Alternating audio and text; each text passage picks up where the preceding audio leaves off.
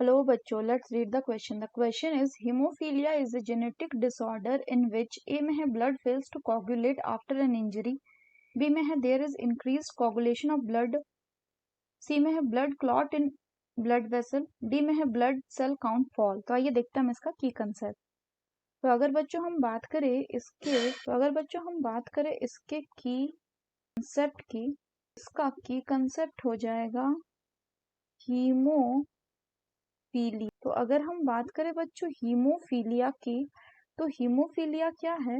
ये एक genetic disorder है. It is a genetic disorder जिसमें क्या होता है, जिसमें ब्लड जो है वो अनेबल टू क्लॉट होता है. So blood does not clot after N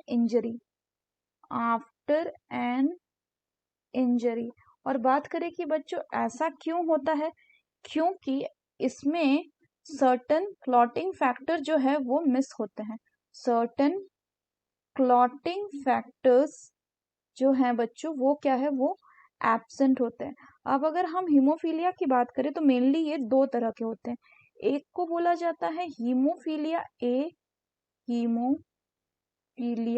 A, और दूसरा को बोला जाता है हीमोफीलिया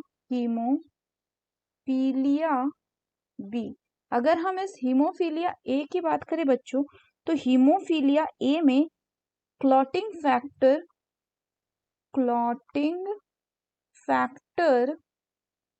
8 जो है वो क्या होता है, एब्सेंट होता है, या इसका लेवल जो है वो रिड्यूस हो जाता है. और जो हीमोफीलिया बी है, इसको क्रिसमस डिजीज भी बोलते हैं. इसमें आपका क्लॉटिंग फैक्टर 9 जो है ये क्या होता है, ये एब्सेंट हो जाता है या रिड्यूस हो जाता है. तो अगर हम क्वेश्चन की बात करें बच्चों, तो क्वेश्चन में करेक्ट ऑप्शन क्या होगा? The correct option will be option A, that is blood fails to coagulate after an injury. अगर बच्चा दूसरा बात करें बाकी ऑप्शंस की, तो दूसरे में बोल रहे हैं कि there is increase coagulation of blood. यानी यहाँ पे बात किसकी हो रही है? यहाँ पे बात हो रही है बच्चों हाइपर कोगुलेबल स्टेट्स की. तरह से बहुत सारे डिजीजेज में होते हैं, उनमें से एक डिजीज अगर बात करें दैट विल बी थ्रोम्बोफीलिया. अगर बात करें blood clot in blood vessel, तो blood clot in blood vessel को क्या बोलते हैं बच्चों? को बोला जाता है थ्रोम्बोस. और अगर ब्लड सेल का जो काउंट है वो डिक्रीज कर जाता है, इसमें जनरली लो WBC का काउंट हो जाता है. और ऐसा हमें किसमें देखने को मिलता है? ये हमें ल्यूकोपीनिया में देखने को मिलता है, ल्यूकोपीनिया.